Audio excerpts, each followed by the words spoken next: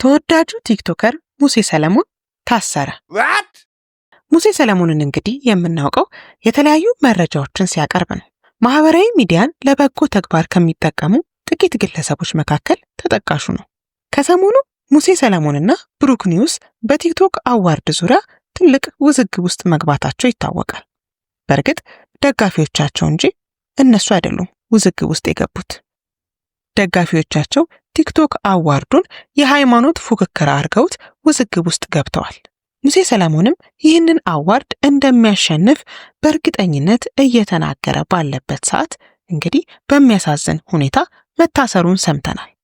በእርግጥ የታሰረበት ጉዳይ በግልጽ ይሄ ነው ተብሎ ይፋ አልተደረገም።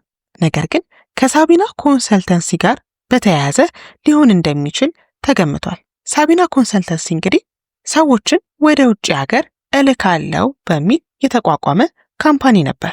ታዲያ ሙሴን ከዚህ ጋር ምን አገናኘው እንደምትሉ እርግጠኛ ነን። ሙሴ እንግዲህ ለዚህ ካምፓኒ ማስታወቂያዎችን ሰርቶ ነበር። እናም የሙሴን ማስታወቂያ የተመለከቱ ብዙ ሰዎች እዚህ ኮንሰልተንሲ ጋር በመሄድ ወደ ውጭ ሀገር ለመሄድ ፕሮሰሶችን ጀምረው ነበር። እናም የገንዘብ ክፍያዎችንም ፈጽመዋል። ከዛ ግን ይህ ካምፓኒ ከደንበኞቹ ብዙ ገንዘብን ከሰበሰበ በኋላ ካምፓኒውን ዘግቶ ይሰወራል። ይህን ጊዜ ተበዳዮቹ ሙሴ ሰለሞን ይጠየቅልን፣ የእሱን ማስታወቂያ አይተን ነው የሄድነው በማለት ቅሬታቸውን ሲያሰሙም ከርሞ ነበር። እናም ምናልባት በዚህ ምክንያት ታስሮ ሊሆን እንደሚችል ግምቶች እየተሰጡ ይገኛሉ።